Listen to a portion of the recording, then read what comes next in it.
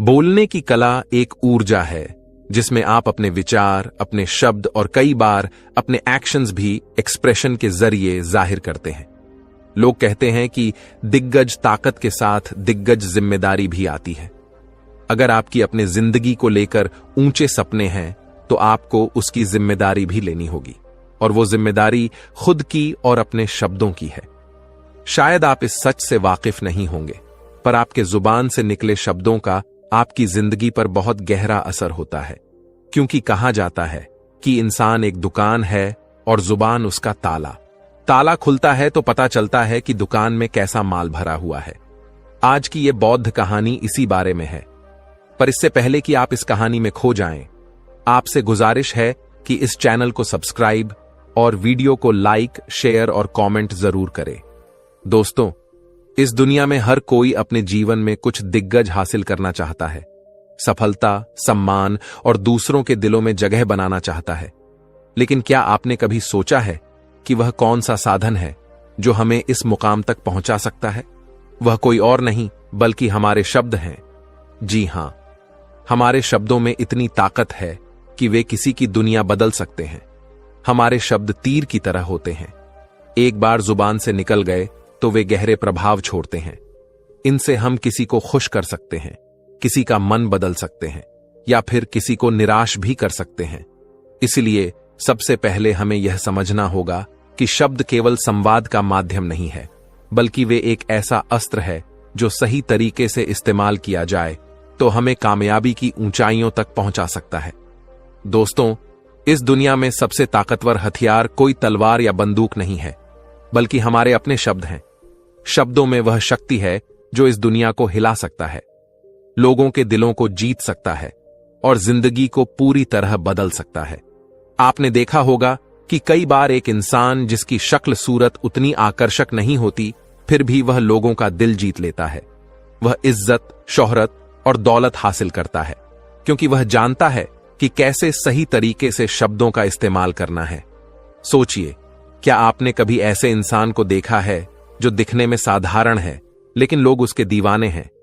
क्या ऐसा व्यक्ति आपके जीवन में कभी आया है जिसने अपने बोलने के तरीके से आपको प्रभावित किया हो?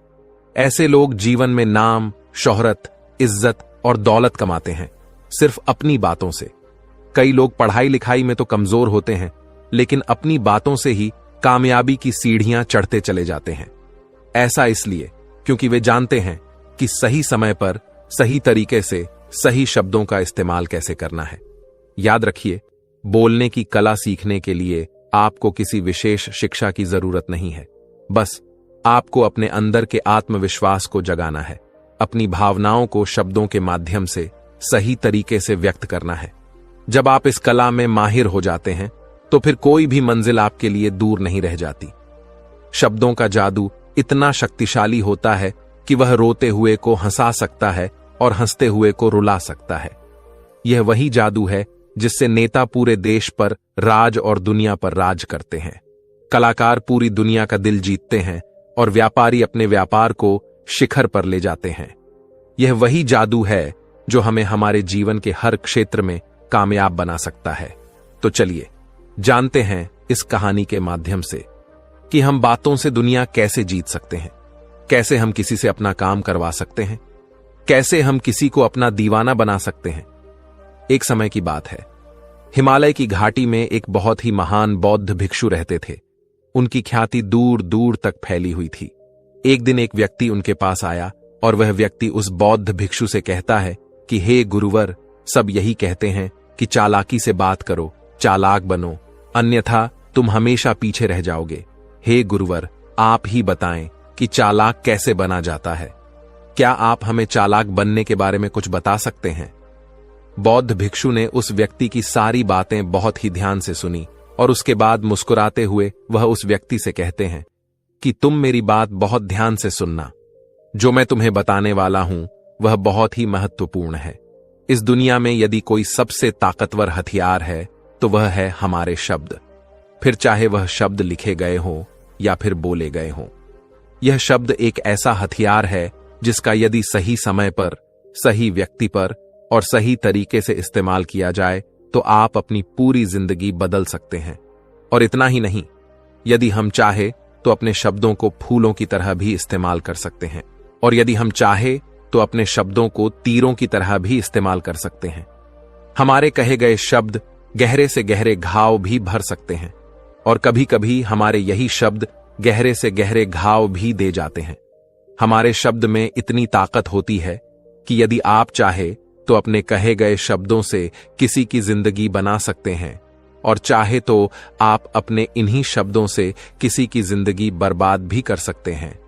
हमारे शब्दों में इतनी ताकत होती है कि आप चाहे तो दूसरों के जीवन में खुशियां भर सकते हैं, और यदि आप चाहें तो अपने इन्हीं शब्दों का इस्तेमाल करके उनके जीवन में दुखों का सैलाब ला सकते हैं। आप चाहे तो इन्हीं शब्दों से किसी के रिश्ते बना भी सकते हैं, और यदि आप चाहे तो इन्हीं शब्दों से किसी के रिश्ते खराब भी कर सकते हैं। आपके अपने कहे गए शब्द आपको कामयाबी भी दिला सकते हैं, और वही आपके कहे गए शब्द आपको पूरी तरह से तबाह भी कर सकते हैं। शब्द न केवल एक इंसान को बल्कि पूरे के पूरे परिवार को, पूरे शहर को और इस पूरी दुनिया को बर्बाद करने की और निर्माण करने की ताकत रखते हैं। इसलिए शब्दों को इस दुनिया का सबसे ज्यादा ताकतवर और घातक हथियार माना जाता है। इसलिए हमें अपने शब्दों का इस्तेमाल सही ढंग से करना चाहिए, ताकि उसका इस्तेमाल करके हमें और दूसरों को भी भला पहुंचे। और इसीलिए मैं आज आपको शब्दों के कुछ जादू के बारे में बताने वाला हूं। और अब आपके मन में यह प्रश्न उठ रहा होगा कि क्या शब्दों में भी जादू होता है? तो हां, अवश्य ही शब्दों में जादू होता है, लेकिन यह दिखता नहीं है, परंतु इसका असर आपको अवश्य नजर आता है। हमारे शब्दों में कमाल का जादू होता है। यह चाहे तो रोते हुए को हंसा दे और हंसते हुए को रुला दे। किसी की दुनिया में खुशियां भर दें तो वही किसी की दुनिया में दुखों का सैलाब भर दे। शब्दों में ऐसा जादू होता है जिससे हर इंसान आपकी तरफ खींचा चलाएगा। जो इंसान शब्दों का जादू जान गया, इस संसार में उससे दिग्गज जादूगर और कोई नहीं हो सकता। लोगों से बात करना, उनसे अपने कामों को मनवाना, यह एक कला है, और यह कला आपको सीखनी चाहिए। इसके बाद आपको कुछ भी सीखने की कोई आवश्यकता नहीं होगी।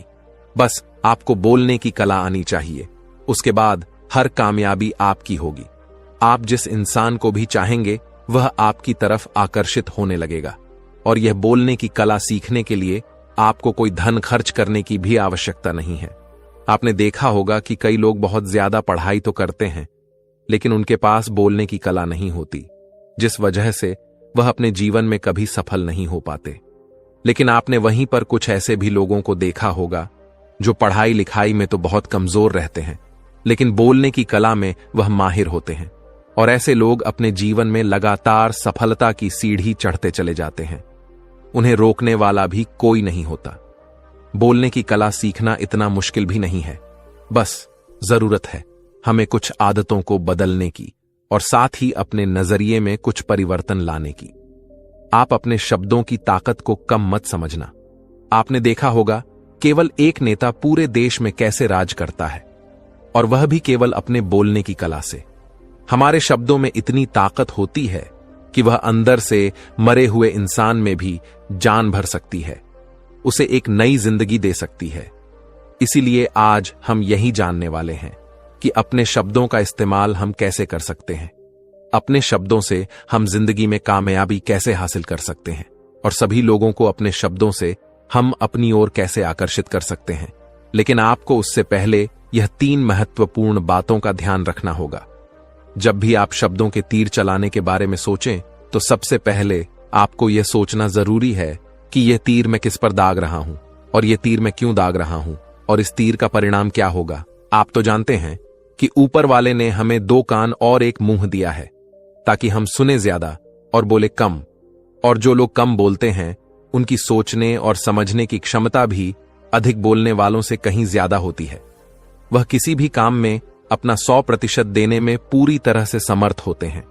इसीलिए यदि आप भी जीवन में चालाक बनना चाहते हैं, अपने शब्दों का सही तरीके से इस्तेमाल करना चाहते हैं, तो आपको इन 8 बातों पर ध्यान देना होगा, और इन बातों को अपने जीवन में उतारना होगा।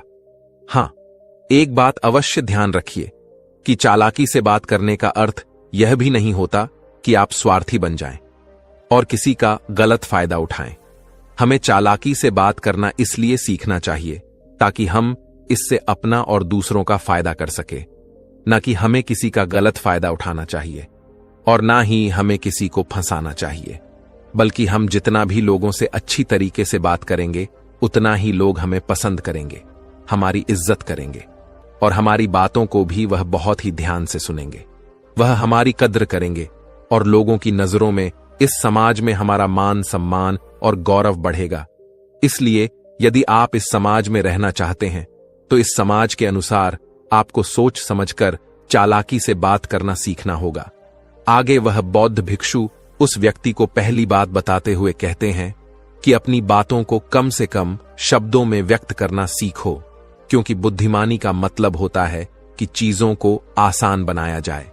यदि आप अपनी बातों को दूसरे व्यक्ति को कम से कम शब्दों में नहीं समझा सकते हैं तो वह आपकी बात नहीं सुनना चाहेगा। उसे आपकी बातें बोर लगने लगेंगी और वह आपसे दूर भागने लगेगा। आपने देखा ही होगा कि आपके आसपास कोई ना कोई व्यक्ति तो जरूर होगा जो अपनी बातों को बहुत घुमा फिराकर, बहुत बढ़ा चढ़ाकर बोलता है। ऐसे व्यक्ति के साथ आप कैसा महसूस करते हैं, ठीक वैसा ही वह सामने वाला व्यक्ति आपके लिए महसूस करेगा। क्योंकि आजकल अक्सर लोग बातों को इधर उधर घुमाकर ही कहते हैं। उन्हें सीधी बात करना अच्छा ही नहीं लगता, लेकिन वह यह भूल जाते हैं कि वह अपनी बातों को और भी ज्यादा मुश्किल कर रहे हैं, जिससे उनकी बातों में कोई भी दिलचस्पी नहीं लेता। इसीलिए आपको इस बात का ध्यान जरूर रखना चाहिए कि अपनी बातों को कम से कम शब्दों में लोगों तक पहुंचाएं, और यही बुद्धिमानी है। क्योंकि आजकल के दौर में हर किसी के पास इतना समय नहीं है कि वह आपकी लंबी बातें सुन सके। सभी के पास अपने अपने काम हैं, सभी अपने अपने कामों में व्यस्त हैं, अपने जीवन में व्यस्त है। और आप खुद ही अपना समय क्यों बर्बाद कर रहे हो? जब आप किसी भी बात को केवल 1 मिनट में कह सकते हो तो आप उसके लिए आधा घंटा क्यों लगा रहे हो? जितना ज्यादा आप कहेंगे उतने ही सस्ते आप महसूस होंगे, और जितना ही कम शब्दों में आप अपनी बातों को लोगों तक पहुंचाएंगे तो लोग उतना ही ध्यानपूर्वक आपको सुनना और समझना पसंद करेंगे। आगे वह बौद्ध भिक्षु उस व्यक्ति को दूसरी बात बताते हुए कहते हैं कि दूसरों का दिल जीतना सीखो। आप जब भी लोगों के साथ होते हो तो उन्हें अपने साथ अच्छा महसूस करवाओ। अगर आपको किसी से अपना काम निकलवाना है तो उसकी जरा सी तारीफ करो, क्योंकि आजकल हर कोई अपनी तारीफ सुनना चाहता है। इससे आपका कुछ नहीं जाएगा, क्योंकि वह अपनी तारीफ खुद सुनना चाहता है। लेकिन हां, तारीफ करते समय इस बात का भी ध्यान रखना चाहिए कि सामने वाले को ऐसा ना लगे कि आप सचमुच में उसकी तारीफ नहीं कर रहे हैं, बल्कि उसका मजाक बना रहे हैं। जैसे मान लो कोई व्यक्ति काला है और आप उसे कह दो कि तुम बहुत सुंदर दिख रहे हो, तो वह आपकी बात समझ जाएगा और हो सकता है कि वह आपसे गुस्सा भी हो जाए। बल्कि आप उससे कुछ इस तरीके से बात करें कि अरे दोस्त, आज तो तुम बहुत अच्छे लग रहे हो। पहले कही गई बात उसे बिल्कुल पसंद नहीं आएगी, लेकिन जब आप उसे कहेंगे कि आप आज बहुत अच्छे लग रहे हो तो वह तुम्हारी बात अवश्य सुनेगा और उसे यह सुनकर बहुत अच्छा भी लगेगा। इसीलिए पहले उन्हें वह दीजिए जो उन्हें चाहिए, और फिर वह अपने आप ही आपको जो चाहिए वह देने को तैयार हो जाएंगे। फिर बौद्ध भिक्षु तीसरी बात बताते हुए कहते हैं कि जो भी बोलो विश्वास के साथ बोलो। अपनी बात रखने में कभी शर्माओ मत। अपनी बात को पूरे आत्मविश्वास के साथ रखो। आपने देखा होगा कि हम में से कई लोग अपनी बात रखने में शर्माते हैं।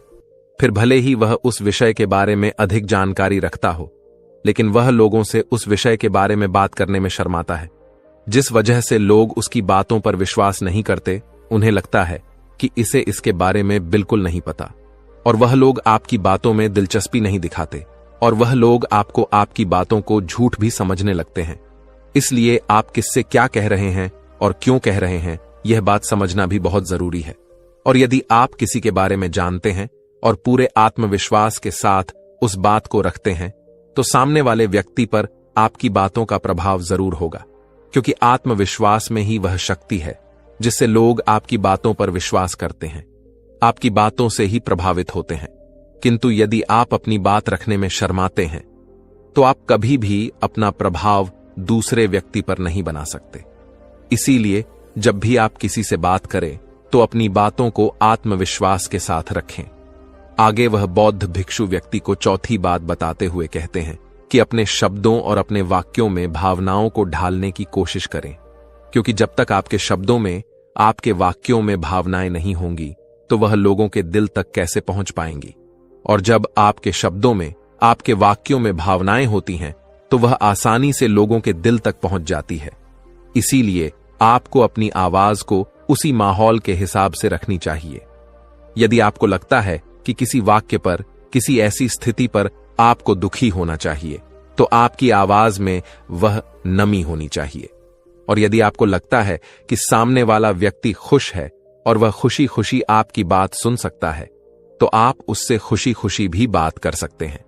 और दूसरी तरफ, यदि आपको लगता है कि कोई व्यक्ति दुखी है और उसके मन को शांत होना चाहिए, तो आपको भी उसके मन को शांत करने वाली वाणी, मतलब अपने शब्दों, अपने वाक्यों का इस्तेमाल करना चाहिए। अपनी आवाज में नमी रखनी चाहिए, जिससे आपके मन की बात, आपकी भावनाएं उसके दिल तक पहुंच सके और वह आपकी बात सुनने में दिलचस्पी दिखाए। क्योंकि जब आप किसी का दर्द बांटते हैं तो सामने वाले व्यक्ति को बहुत अच्छा लगता है, और ऐसे समय पर आपकी भावनाएं, आपके शब्द और आपके वाक्य ही अधिक महत्व रखते हैं। शब्द, वाक्य सब एक ही होते हैं, बस इन्हें बोलने का तरीका अलग अलग होता है। जैसे आप अपने पार्टनर से प्रेम से कहते हैं कि मैं तुम्हें कभी नहीं छोड़ूंगा, और वहीं पर अगर आप गुस्से से यही बात कहते हैं, मैं तुम्हें नहीं छोड़ूंगा, तो इन दोनों बातों का मतलब बदल जाता है। सही तरीके से शब्दों का इस्तेमाल करना, यही बुद्धिमानी होती है। जो अपने शब्दों में, अपने वाक्यों में भावनाओं को जोर पाता है, वही लोगों के दिल में राज कर पाता है। आगे वह बौद्ध भिक्षु उस व्यक्ति को 5वीं बात बताते हुए कहते हैं कि जब भी तुम किसी व्यक्ति से बात करते हो तो उसकी आंखों में देखकर बात करो, क्योंकि यदि आप बात करते समय लोगों से नजरें चुराएंगे, सामने वाले व्यक्ति से छुप छुप कर बातें करेंगे, तो उसे ऐसा महसूस होगा जैसा कि आप उससे कुछ छुपा रहे हैं, आप उससे झूठ बोल रहे हैं। इसीलिए वह आपकी बातों में दिलचस्पी नहीं दिखाएगा और ना ही वह आपकी बातों पर विश्वास करेगा।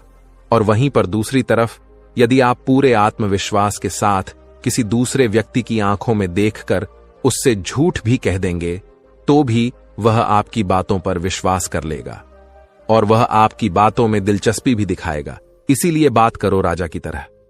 आगे वह बौद्ध भिक्षु उस व्यक्ति को 6ठी बात बताते हुए कहते हैं, कम बोलो और काम का बोलो, अर्थात अपने बोलने के तरीके सुधार ले। ना तो बहुत धीरे बोलो और ना ही बहुत तेज। अपने शब्दों का उच्चारण सही और स्पष्ट तरीके से करें। अगर आप बहुत जल्दी जल्दी बोलेंगे तो लोग कुछ भी समझ नहीं पाएंगे, और अगर आप बहुत धीरे धीरे बोलेंगे तब भी लोग आपसे बोर हो जाएंगे और वह आपकी बातों में जरा भी दिलचस्पी नहीं दिखाएंगे। यदि आप बहुत चिल्ला चिल्ला कर बोलेंगे तब भी लोगों को आपकी आवाज पसंद नहीं आएगी, और यदि आप बहुत धीरे धीरे बोलेंगे तब तो लोगों तक आपकी आवाज ही नहीं पहुंचेगी और आपकी बातों का असर भी नहीं होगा। इसीलिए अपनी बातों को साफ और स्पष्ट रखें, अपने शब्दों को साफ और स्पष्ट रखें, ताकि वह लोगों को अच्छी तरह से समझ में आ सके। क्योंकि अक्सर यह देखा गया है कि जब भी कोई इंसान बोलना शुरू करता है तो उसके शुरुआती 90 सेकंड यह कहते हैं कि लोग उसे सुनना पसंद करेंगे या नहीं, और यह भी बताता है कि वह व्यक्ति एक कुशल व्यक्ति है या नहीं। और यदि आप 90 सेकंड तक लोगों को अपनी बातों में रोक सकते हैं और यदि लोग आपकी बातों में रुचि लेते हैं, तो इसका अर्थ यही है कि वह लोग आपकी बातों को सुनना चाहते हैं, आपकी बातों को समझ रहे हैं और वह लोग आपसे जुड़ना भी चाहते हैं। किंतु अक्सर यही देखा गया है कि कुछ लोग बहुत चिल्ला चिल्ला कर कहते हैं और कुछ लोग बहुत धीरे धीरे कहते हैं, जिससे उनके शब्द ही समझ नहीं आते। इसीलिए शब्दों को स्पष्ट रखिए। आपको उतना ही आवाज में बोलना चाहिए जितने में आपके विचार सामने वाले व्यक्ति तक पहुंच सके। फिर 7वीं बात बताते हुए उस व्यक्ति को बौद्ध भिक्षु कहते हैं कि लोगों की मदद करना सीखो। जब भी आप किसी की मदद निस्वार्थ भाव से करते हैं तो सामने वाला व्यक्ति भी आपकी मदद करने के लिए अवश्य ही तत्पर रहेगा। जब भी आपको आवश्यकता होगी वह आपकी मदद अवश्य करेगा, क्योंकि आपने बुरे वक्त पर उसका साथ दिया था और वह भी बुरे वक्त में आपका साथ देने के लिए हमेशा तैयार रहेगा। आपने अपने घर में अपने बच्चों को तो देखा ही होगा, जिनका मन बिल्कुल साफ होता है, जिनके मन में कोई भी स्वार्थ नहीं होता, और जब उन्हें कुछ चीज चाहिए होता है तो जैसा आप कहते हैं वह बिल्कुल वैसा ही करते हैं। आप कोई भी काम को उनसे कहते हैं तो वह उस काम को तुरंत ही कर देते हैं। इसलिए निस्वार्थ भाव से लोगों की मदद करना सीखो, जिससे आपके मन को भी शांति मिलती है और आप एक सुकून महसूस करते हैं, और साथ ही आपके सोचने और समझने की क्षमता भी बढ़ने लगती है। 8वीं और आखिरी बात बताते हुए वह बौद्ध भिक्षु उस व्यक्ति को कहते हैं कि इंसान को सुनने की आदत बनानी चाहिए।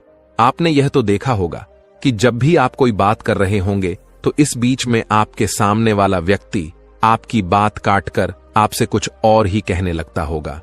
और कई लोग तो ऐसे भी होते हैं जो अपनी बातों को खुद तक ही रखते हैं।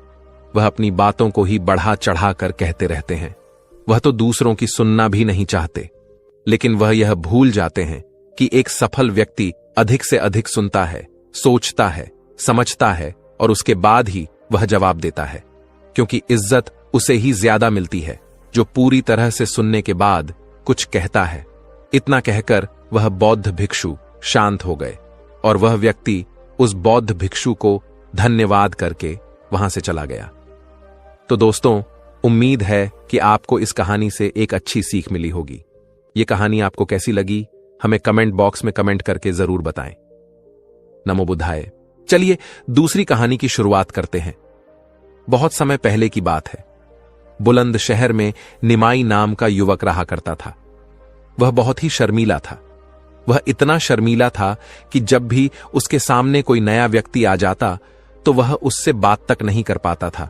यहां तक कि जिन्हें वह जानता था, पहचानता था, उनसे भी बात करने में उसे झिझक महसूस होती थी। वो अपनी इस समस्या के कारण बहुत परेशान रहता था, क्योंकि वह अपने जीवन में कुछ कर ही नहीं पा रहा था। धीरे धीरे समय बीतता गया और समय बीतने के साथ साथ निमाई की शर्माने की आदत भी बढ़ती चली गई, जिसके कारण वह अत्यधिक निराश रहने लगा, परेशान रहने लगा, चिंतित रहने लगा। उसे यह समझ नहीं आ रहा था कि वह अपनी इस समस्या से किस तरह से छुटकारा पाए। उसके घर वाले भी अब उसकी इस समस्या को लेकर बहुत चिंतित रहने लगे थे। वे सोचते थे कि ना जाने इसका क्या होगा, यह अपने जीवन में कुछ कर पाएगा भी या नहीं। जब भी वह कहीं पर काम के लिए जाता तो लोग उसके इस सीधेपन का फायदा उठाते और उसे परेशान करते थे। वह कुछ ज्यादा कह नहीं पाता था, जिसके कारण उसे कोई कुछ भी कह देता और वहां से चला जाता था। इन्हीं सब कारणों की वजह से उसका मन कहीं भी किसी भी काम में नहीं लगता था। वह हर काम को कुछ ही दिनों में बंद कर देता था। उसके मन में बहुत कुछ चल रहा था। उसके मन में विचारों के तूफान उठ रहे थे। वह सबसे बहुत कुछ कहना चाहता था, लेकिन अपनी इस आदत के कारण वह किसी से कुछ नहीं कह पा रहा था। वह अंदर ही अंदर घुटता जा रहा था। सारे विचार, सारी बातें उसके मन में ही दबी रहती थीं, लेकिन कभी भी वह किसी से भी अपने मन की बात नहीं बताता था। जब वो एक बालक था तब उसे लोग बहुत पसंद करते थे। उसकी इस आदत को भी लोग सराहते थे। लेकिन जब वह जवान हो गया, युवा हो गया, तो इसी आदत के कारण उसे अपना जीवन जीने में अत्यधिक परेशानियां होने लगीं। और वह युवक भी अपनी इस आदत के कारण बहुत परेशान रहता था। वो अपनी इस एक आदत से छुटकारा पाना चाहता था।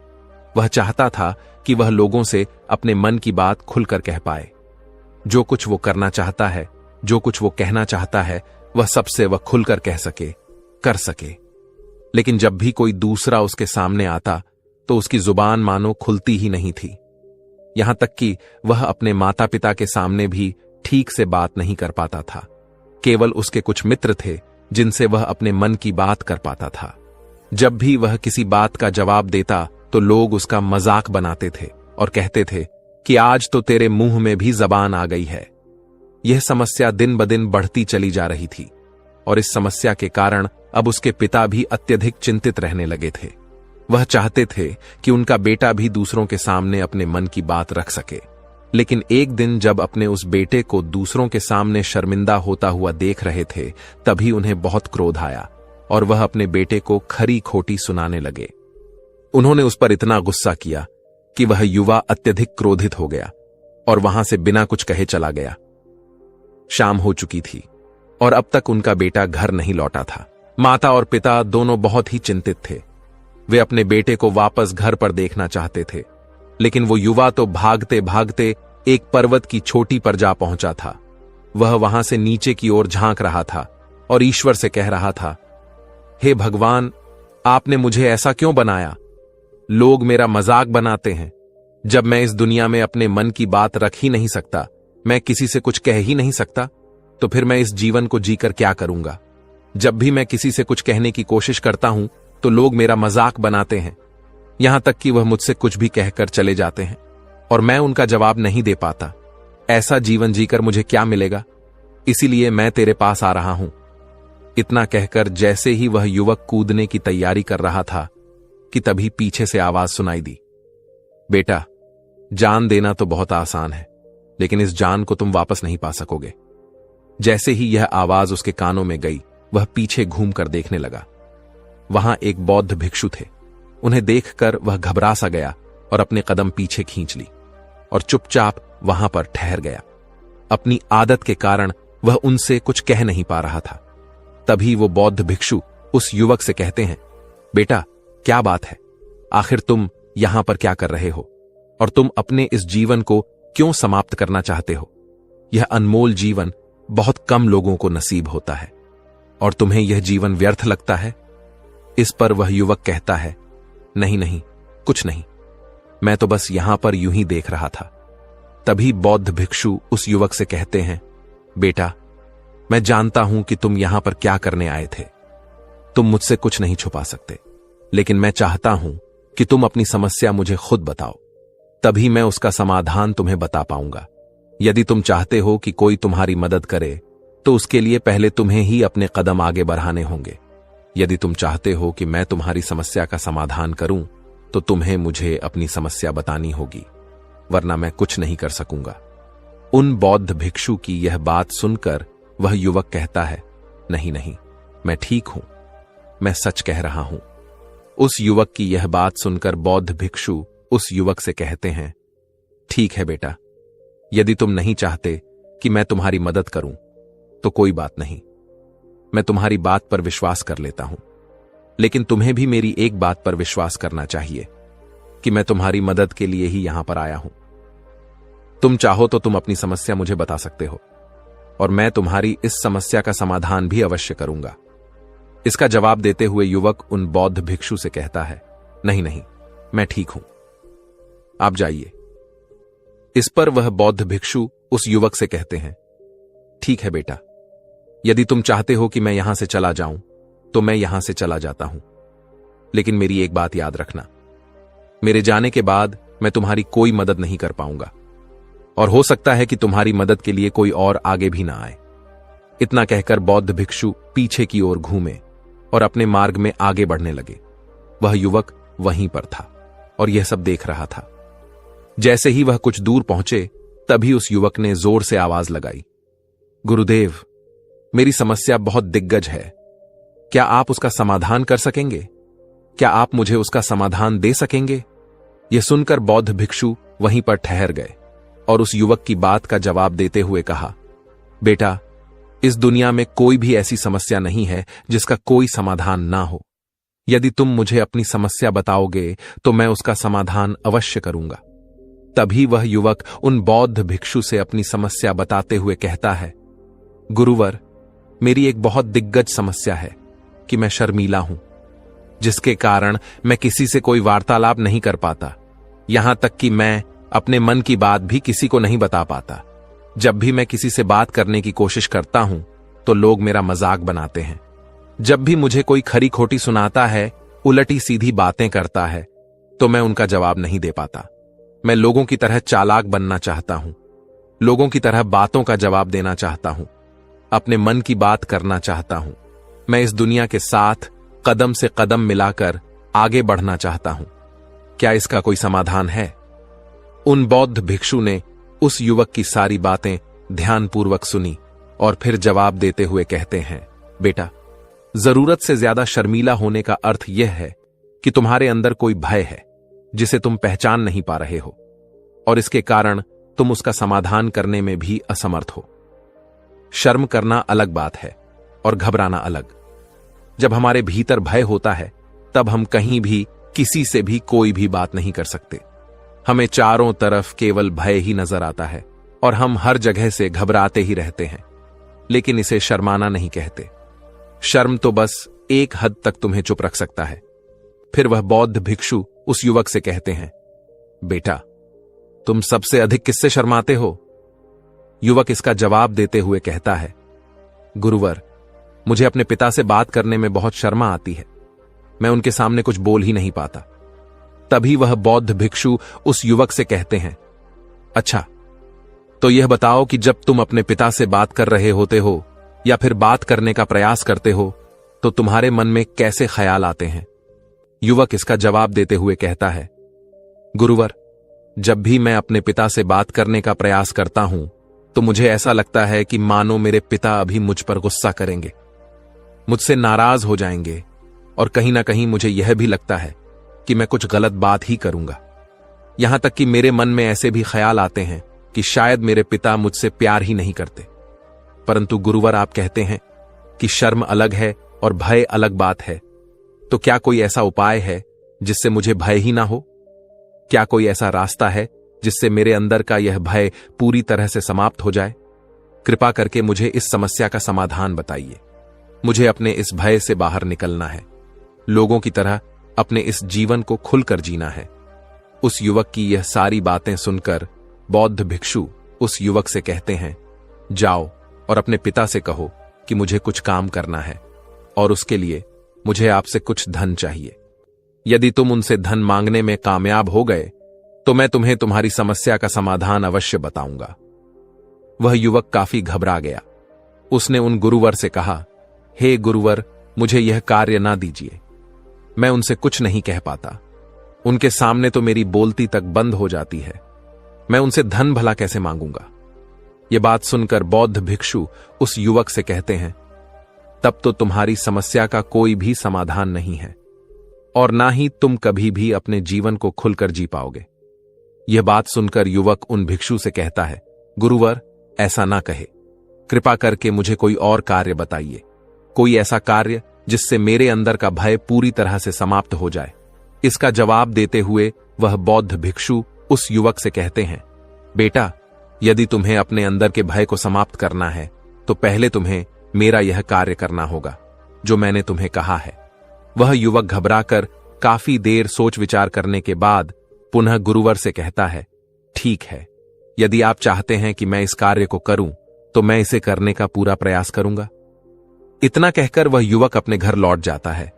उसे देखकर उसके माता पिता बहुत खुश हो जाते हैं और वह युवक अपने पिता से घबराते हुए कहता है, पिताजी, मुझे आपसे कुछ बात कहनी है। इस पर उसके पिता कहते हैं, बोलो, क्या बात है? युवक आगे कहता है, पिताजी, मैं कुछ काम करना चाहता हूं और उसके लिए मुझे आपसे कुछ धन चाहिए। क्या आप मुझे कुछ धन दे सकते हैं? इतना सुनकर उस युवक के पिता ने उसकी ओर ध्यान से देखा। काफी देर देखने के बाद वह खुशी से झूम उठे और तुरंत ही उन्होंने कुछ धन अपने पुत्र के हाथों पर रख दिया और कहने लगे, बेटा, इतना धन काफी है कि तुम्हें और चाहिए? इसके जवाब में वह युवक अपने पिता से कहता है, नहीं नहीं पिताजी, इतना काफी है, मैं इतने से काम चला लूंगा। वह युवक उस धन को लेकर तुरंत भागा भागा उन बौद्ध भिक्षु के पास लौटा और जो धन उसने अपने हाथों में ले रखा था उसे दिखाते हुए वह कहता है, गुरुवर, जैसा आपने कहा था, मैं धन लेकर आपके पास आ चुका हूं। मैंने अपने पिता से धन मांग लिया है। अब मुझे आप मेरी समस्या का समाधान बताओ। तभी बौद्ध भिक्षु उस युवक से कहते हैं, अरे इतनी जल्दी क्या है? अभी तो तुम्हें मेरे लिए एक और काम करना है, तभी मैं तुम्हें तुम्हारी समस्या का समाधान अवश्य बताऊंगा। और यदि तुम मेरे लिए इस कार्य को पूरा नहीं कर सके तो मैं तुम्हें कभी भी तुम्हारी समस्या का समाधान नहीं बताने वाला। तभी वह युवक उन बौद्ध भिक्षु से कहता है, हे गुरुवर, अभी तो मैंने आपके लिए एक काम किया है, अभी आप मुझे एक और काम करने के लिए कह रहे हैं। तभी बौद्ध भिक्षु उस युवक से कहते हैं, हां, तुम्हें मेरे लिए एक और काम करना ही होगा। वह युवक एक बार फिर से काफी देर सोच विचार कर उन बौद्ध भिक्षु से कहता है, अच्छा ठीक है, बताइए अब मुझे क्या करना है? इसके जवाब में बौद्ध भिक्षु उस युवक से कहते हैं, जाओ और यह धन जो तुमने अपने पिता से मांग कर लाया है, इस धन को वापस अपने पिता को लौटा दो। और साथ साथ यह भी कहना कि पिताजी, मैं अभी काम नहीं करना चाहता हूं, लेकिन जब समय आएगा तो मैं आपसे यह धन वापस ले लूंगा और उससे अपना काम पूरा करूंगा। यह बात सुनकर युवक एक बार फिर से ऊपर से नीचे तक पूरी तरह से कांप गया और कहने लगा, गुरुवर, आप मुझे कोई और काम सौंप दीजिए, मैं उसे जरूर करूंगा। लेकिन अब यदि मैं धन लेकर उनके पास वापस गया तो वह क्या सोचेंगे मेरे बारे में? मैं तो शर्मिंदा हो जाऊंगा उनके सामने। इसलिए गुरुवर, कृपया करके मुझे कोई और काम दे। तभी बौद्ध भिक्षु उस युवक से कहते हैं, बेटा, जो काम मैंने तुम्हें सौंपा है, तुम्हें उसी कार्य को पूरा करना होगा, अन्यथा तुम्हारी समस्या का समाधान मैं तुम्हें नहीं बताने वाला। काफी देर सोच विचार करने के बाद वह उन बौद्ध भिक्षु से कहता है, ठीक है गुरुवर, मैं वापस जाता हूं और यह धन लौटा कर आता हूं। वह तुरंत अपने पिता के पास वापस लौटा और उसने अपने पिता से कहा, पिताजी, मैं यह धन अभी नहीं लेना चाहता, अभी यह धन आप मुझसे वापस ले लीजिए। जब मुझे कोई काम होगा तो मैं आपसे यह धन वापस ले लूंगा। उसके पिता ने उस युवक की तरफ घूर घूर कर काफी देर तक देखा और फिर मुस्कुराते हुए कहने लगे, बेटा, मैं समझता हूं कि किसी भी काम को शुरू करने से पहले हमें उसके बारे में जानकारी इकट्ठा करनी चाहिए। उसके बारे में समझना जरूरी है, कब, क्या और कैसे करना है, इसके बारे में भी हमें जानकारी लेनी जरूरी है। कोई भी काम ऐसे ही नहीं शुरू किया जा सकता। मुझे बहुत खुशी है कि तुमने यह सही निर्णय लिया है। जब तुम्हें यह समझ में आ जाए कि जो कार्य तुम करने जा रहे हो वह तुम्हारे लिए उचित है, तब तुम चाहो तो मैं तुम्हें यह धन वापस लौटा दूंगा। युवक अपने पिता से यह सारी बातें सुनकर मन ही मन बहुत प्रसन्न था। उसने यह तो उम्मीद तक नहीं की थी कि उसके पिता हंसकर उसे इस तरह से सारी बातें समझाएंगे। वह मन ही मन यह सोच ही रहा था कि तभी उसके पिताजी उसके और करीब आए और अपने उस युवा बेटे को गले से लगा लिया। जैसे ही उसके पिता ने उस युवक को गले से लगाया, उसको बहुत अच्छा महसूस हुआ। आत्मविश्वास, उसका हौसला और बढ़ता गया। उसके बाद युवक वापस गुरुवर के पास लौटा और कहने लगा, गुरुवर, जैसा आपने कहा था मैंने बिल्कुल वैसा ही किया है। मैंने धन अपने पिता को वापस कर दिया है। अब तो कृपया करके मुझे मेरी समस्या का समाधान बता दीजिए। तभी बौद्ध भिक्षु उस युवक की तरफ देखकर मुस्कुराते हैं और इस युवक से कहते हैं, बेटा, इतनी जल्दी क्या है? अभी तो तुम्हें मेरे लिए एक और काम करना ही होगा। वह युवक कहता है, महाराज, आप आखिर मुझसे बार बार इस तरह से काम क्यों करवा रहे हैं? क्या आपके पास मेरी समस्या का कोई समाधान नहीं है? कहीं आप मुझे बेवकूफ तो नहीं बना रहे? जिस तरह से लोग मुझे बेवकूफ बनाते हैं, क्या आप भी मेरे साथ वही तो नहीं कर रहे? आपने कहा, जाओ अपने पिता से पैसे मांग कर लाओ। मैंने पैसे मांग कर लाए। आपने फिर कहा, जाओ ये पैसे अपने पिता को लौटा कर आओ। मैंने आपके कहे अनुसार बिल्कुल वैसा ही किया। और अब आप कह रहे हैं कि मैं आपके लिए एक और काम करूं? नहीं, यह मुझसे नहीं होगा। तभी बौद्ध भिक्षु उस युवक की तरफ देखकर मुस्कुराते हैं और कहते हैं, बेटा, बस यह आखिरी काम है और यह बहुत सरल भी है। तुम जैसे ही इस कार्य को पूरा करोगे, मैं तुम्हें वचन देता हूं कि मैं तुम्हारी समस्या का समाधान तुम्हें अवश्य बताऊंगा। इस पर वह युवक फिर से एक बार सोच विचार करता है और उन बौद्ध भिक्षु से कहता है, ठीक है, लेकिन यह आखिरी काम है जो मैं आपके लिए करूंगा। बताइए मुझे क्या करना है? तभी बौद्ध भिक्षु एक मूर्ति निकालकर उस युवक के हाथ में थमा देते हैं। वह मूर्ति देखने में बहुत ही साधारण सी थी,